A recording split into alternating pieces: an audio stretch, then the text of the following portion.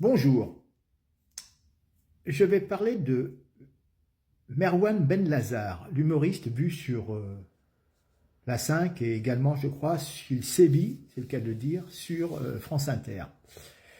Euh, Suis-je raciste, xénophobe, haineux? Je vais vous expliquer. On est dans un pays où depuis 30 ans, des immigrés venant d'une autre culture, avec le faciès de Benlazar, avec de grosses barbes, ces gens-là, malheureusement, c'est une constatation, encore une fois, et on ne met pas tout le monde dans le même sac, hein, mais ces gens-là commettent ignobles actes de barbarie dans l'espace public par dizaines, tuant des centaines de nos compatriotes, femmes, enfants, avec des bombes, avec des armes de guerre, avec des camions, Nice par exemple, avec des couteaux, égorgeant, décapitant même des professeurs d'école. Au passage, dans les victimes, il y a aussi des personnes musulmanes, hein.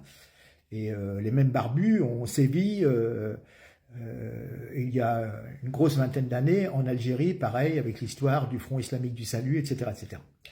Donc, cette idéologie, cette barbarie, n'est pas dans la culture française. Mais ça donne l'impression que c'est une idéologie qui est conquérante, agressive, et qui se répand partout dans le pays, par la force, par le chantage, par la natalité. Et quelque part, cette idéologie, cette religion, entre en conflit permanent sur tout le territoire avec ces us et coutumes qu'elle cherche à imposer au niveau de l'alimentation, au niveau de l'habillement, etc., etc., le voile, le halal, etc. Donc, cette même idéologie, cette même religion, cette idéologie religieuse, totalitaire, est à l'origine quand même de 40 000 attentats terroristes barbares en 40 ans dans le monde entier. Et qui a touché beaucoup de musulmans, hein, d'ailleurs. Et vas-y, des chiites qui font exploser sur des sunnites qui font exploser sur des chiites, et bref, enfin, pour des massacres inimaginables.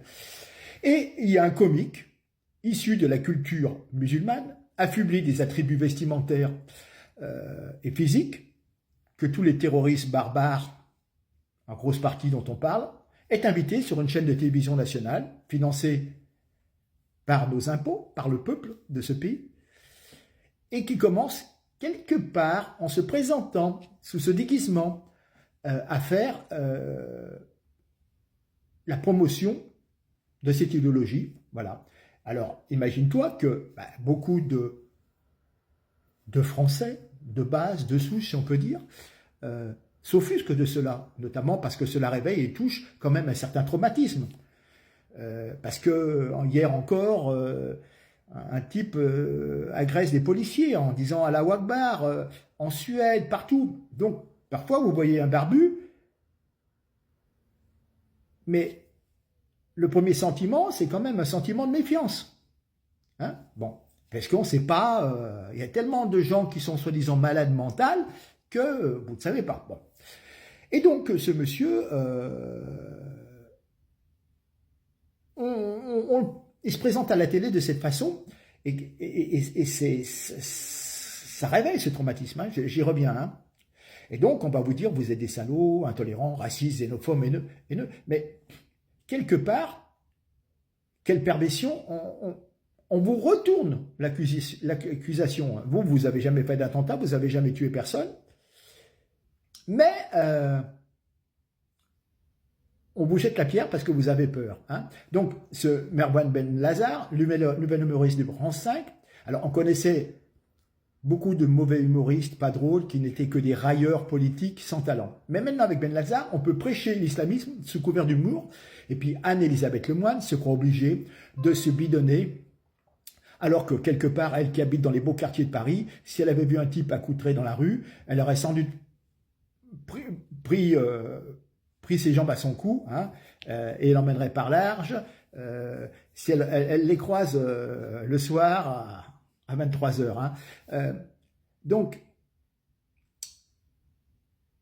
comment dire, ce pseudo-humoriste peut piquer, mais pas particulièrement par ses saillies humoristes, si on peut dire, mais il pourrait piquer avec un couteau. Ouais, ça donne...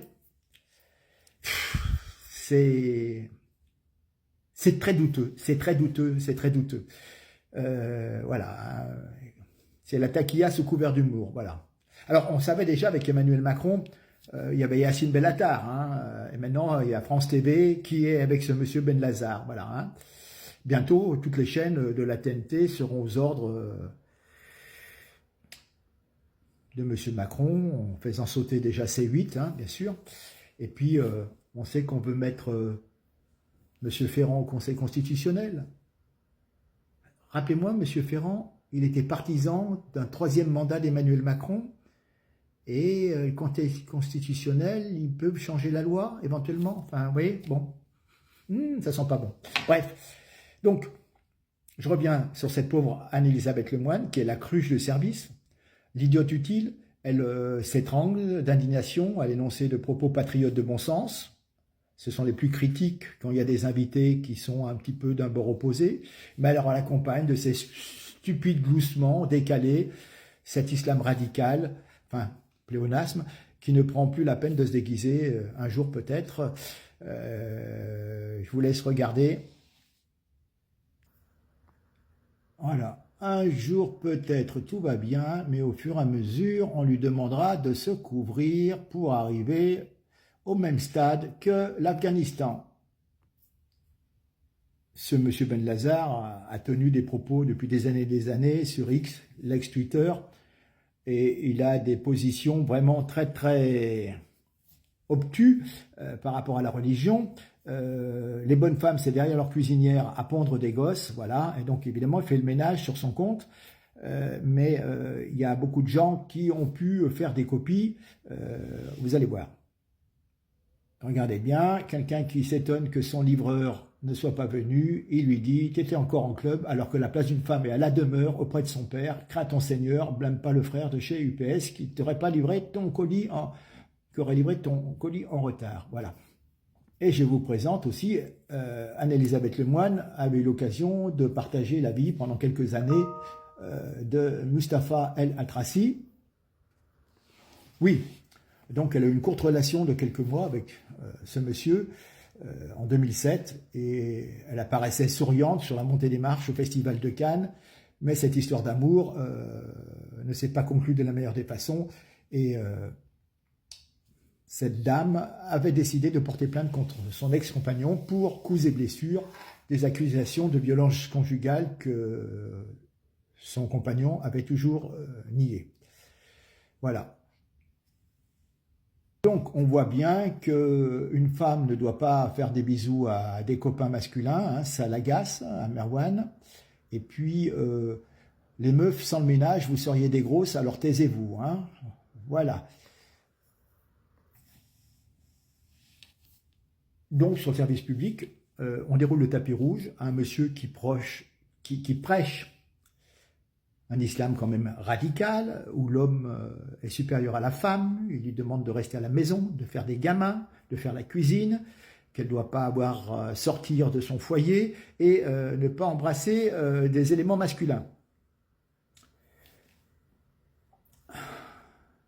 Alors c'est très très bizarre.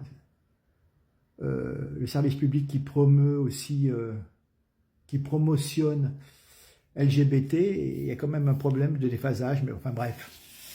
Voilà ce qu'il faut savoir sur l'audiovisuel actuellement avec nos impôts, avec la redevance. Je vous remercie pour votre écoute. J'attends vos commentaires. Certains vont être très très vilains, mais sincèrement, ça fait quand même grincer les dents. À très bientôt. Partagez. Au revoir.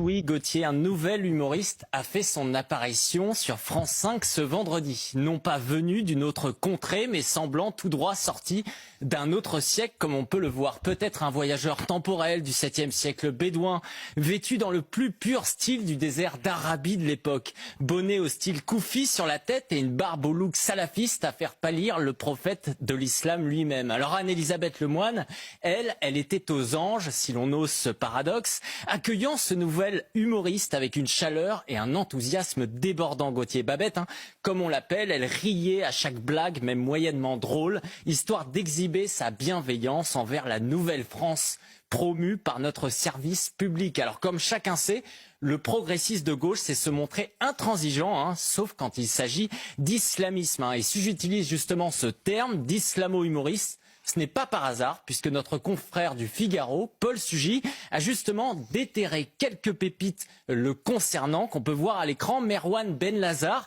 il est très prolixe sur Twitter pour promouvoir une vision intégriste de l'islam. Il a relayé ouvertement des sites salafistes comme salafislam.fr et il a discuté de la charia comme d'un cadre incontournable de la vie quotidienne.